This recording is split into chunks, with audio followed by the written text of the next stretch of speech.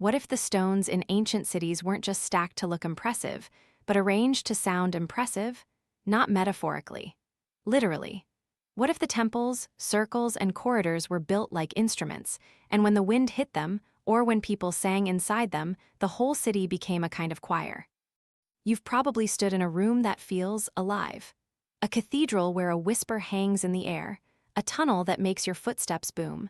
Now imagine a world where that feeling isn't an accident of architecture. Imagine it's the point.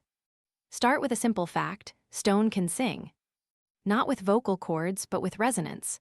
Every material has natural frequencies. Hit a granite block the right way and it rings. Shape a cavity and it holds a note. Build a passage with parallel walls and sound can lock in, bounce, and build. None of that is mystical. It's physics you can test with your own voice. Then there's another fact: ancient builders cared deeply about sound. In Greece, theaters were designed so a voice could carry across thousands of seats. In Rome, architects wrote about acoustics. Even without modern instruments, you can learn a lot by listening. You speak. You clap. You notice where sound blooms and where it dies. Now add a third fact that's harder to ignore. Some prehistoric monuments have strange acoustic behavior that seems unusually consistent. At sites like Newgrange in Ireland, the main chamber is famous for what researchers describe as strong resonance at low frequencies. At Maeshowe in Orkney, the interior chambers can amplify certain tones. At Chavín de Huántar in Peru, there's evidence of complex sound effects within the temple's galleries. Conch shell trumpets have even been found there, suggesting sound mattered in ritual space. You don't need to believe in lost superscience to feel the pattern forming. You just need to imagine ancient people spending long nights in stone chambers, with drums and chanting, noticing that some places answer back. And megaliths aren't random rocks, they're choices. Many are placed upright like frozen tuning forks. Many form circles, corridors, or enclosed chambers, shapes that interact with waves. Some stones ring when struck. In parts of Africa and Asia, naturally sonorous stones have been used in lithophones, rock gongs you can play like an instrument. That's not speculation. That's documented ethnomusicology. Humans have always been willing to make music out of whatever the world gives them. So you start wondering, if your culture believes sound is sacred, why wouldn't you build with it? If you keep digging, the hypothesis starts to grow teeth. Because sound isn't just entertainment, sound changes you. Low-frequency vibration can make your chest feel heavy. A steady rhythm can pull your breathing into sync. Chants can generate a shared trance-like focus. Modern studies on music and the brain show measurable shifts in attention and emotion. No one needs to know neuroscience to notice that a drum beat can turn a crowd into a single organism. Now picture a stone chamber that strengthens certain frequencies. A place where a chant becomes thicker, where a voice seems to come from the walls. You enter with a torch. The air is cool. The passage narrows. Your steps echo. Someone sings one note, and suddenly the room hums back like it remembers the sound. If you were ancient, would you call that architecture or a presence? The implications spread outward. Because megaliths are rarely isolated. They cluster around what become important landscapes: ceremonial centers, processional paths, burial mounds, plazas. If some structures were tuned intentionally or accidentally, then gatherings there would feel different, more intense, more convincing. A leader speaks and the space makes them sound larger than they are. A ritual chant hits a resonant frequency and the crowd feels it in their bones. The city becomes not just a place you see, but a place that plays you. And there are strange coincidences that make the idea even harder to shake. Many sacred sites across cultures favor enclosed stone spaces, long corridors, domes, and circular layouts, forms known to produce standing waves, echoes, and focused reflections. Some places create flutter echoes that make a clap sound like a rapid drum roll. Others produce a lingering reverberation that turns speech into something slow and otherworldly.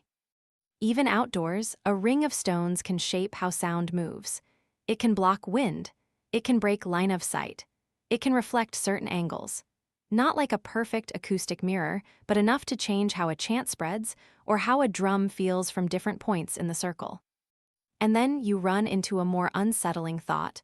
Humans are pattern detectors. When you put people in a strange acoustic environment, they don't just hear it. they interpret it. A disembodied echo becomes a spirit. A resonant hum becomes power. A voice amplified by stone becomes authority. If you wanted to build a myth that feels real, you could do worse than building a room that literally makes the myth audible. This is where the investigation gets serious, because you don't want this to be a fantasy. You want to know if anyone with credentials has ever thought about it. They have. Archaeoacoustics is a real field, messy but growing, where researchers study the sound properties of ancient spaces and how those properties might have mattered. One of the best-known figures is Iegor Reznikoff, who explored the acoustics of Paleolithic caves in France and proposed that areas of cave paintings often correlate with resonant spots. The idea is debated, but the question is legitimate.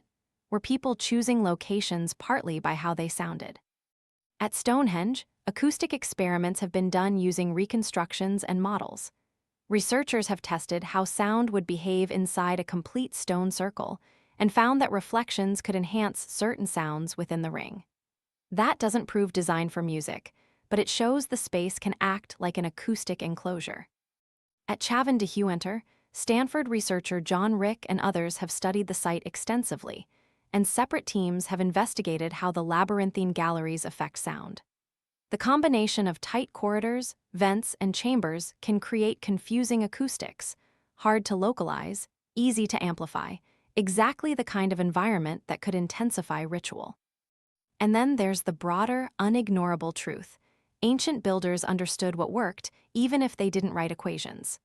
If a certain layout made ceremonies feel stronger, they could repeat it, refine it, and pass it down as tradition. So for a while, the hypothesis feels almost inevitable. Maybe the stones were a choir. Maybe cities were tuned. Maybe megaliths weren't just monuments to the dead, but instruments for the living. But then you reach the part of the investigation where the story turns against you. Because most archaeologists and acoustic physicists will tell you something blunt. Humans love to retrofit purpose onto impressive structures. And sound is especially easy to romanticize because it's invisible. You can always find a spooky echo if you look for one. You can always feel something in a chamber if you arrive expecting to. More importantly, there's a problem with proof. To claim a city was tuned, you would need evidence of intention, not just effect. You would need repeated patterns across sites that can't be explained by structure, climate, or available stone. You would need signs that builders could predictably shape specific resonances, not just stumble into them. And we know many of the dominant reasons for megalithic construction that have nothing to do with acoustics. Stones mark territory. They anchor memory to land. They align with the sun and moon in ways that are measurable. At Newgrange, for example, the winter solstice illumination is so precise that it's hard to dismiss as chance. At Stonehenge, alignments to solstices and lunar cycles have been studied for decades. These are visible, repeatable, and easier to argue as intentional because they map to obvious celestial events that mattered for timekeeping and ritual. There are also practical reasons for the shapes: stability, drainage, surviving weather, using available tools, and building traditions that evolve over centuries. A long corridor and chamber might be about burial practice, not acoustics. Thick stone walls might be about structural integrity, not resonance. A circle might be social geometry, not a sound lens. And acoustics themselves can be deceiving. A chamber that resonates at low frequency might do so simply because of its dimensions. You don't need a master plan. You need a room of a certain size. If different cultures build similar sizes because of human movement, stone weight limits, and ritual procession, similar acoustic effects can appear without a shared intention to tune. So the dominant explanation arrives like cold daylight. Many acoustic effects are real, but they could be side effects. The stones may not be singing because they were designed to. They may be singing because anything humans build at that scale will sing in some way. Now you're stuck between two uncomfortable ideas. On one side, the tuned city story can become too convenient. It can ignore the fact that we have limited evidence of deliberate acoustic engineering in prehistory. It can turn every echo into a secret. It can become a modern myth about ancient myths. On the other side, the mainstream explanation has its own blind spots. Because even if acoustics were not the primary goal, that doesn't mean they were irrelevant. You don't need precise frequency targets for sound to matter. You only need people to notice the difference between a dead space and a live one. You only need repeated experience. This chamber makes the chant stronger. That plaza makes the drum carry farther. This corridor makes the voice of the priest feel like it comes from the stone itself. And here's the deeper issue. Intention is hard to excavate. You can dig up bones and pots. You can measure alignments. But the moment you try to reconstruct an experience, how a ritual felt, how sound moved, how fear or awe spread through a crowd, you're dealing with humans, not just artifacts. And humans are the least stable material of all. So maybe the right question isn't, were megaliths tuning ancient cities? Maybe it's, what did ancient people think they were tuning? Because tuning doesn't have to mean engineering. It can mean attention. It can mean shaping a place until it shapes you back. A stone circle can be a calendar and a stage. A burial chamber can be a tomb and an amplifier. A temple can be a political instrument and a musical one. These roles don't cancel each other. In human culture, they often stack like harmonies. And maybe that's why megaliths still work on you. Because even now, when you visit them, you lower your voice. You listen. You feel the air change. You become careful with your footsteps as if the place is hearing you. You can call it acoustics. You can call it psychology. You can call it coincidence. But there's a lingering possibility that doesn't require magic and doesn't require certainty. That the ancient world was built to be experienced with the whole body, and sound was one of the oldest tools for turning stone into meaning. And if that's true, then the choir of stones isn't waiting to be proven or disproven. It's waiting for you to stand in the right place, make one small sound, and realize the past might have been listening all along.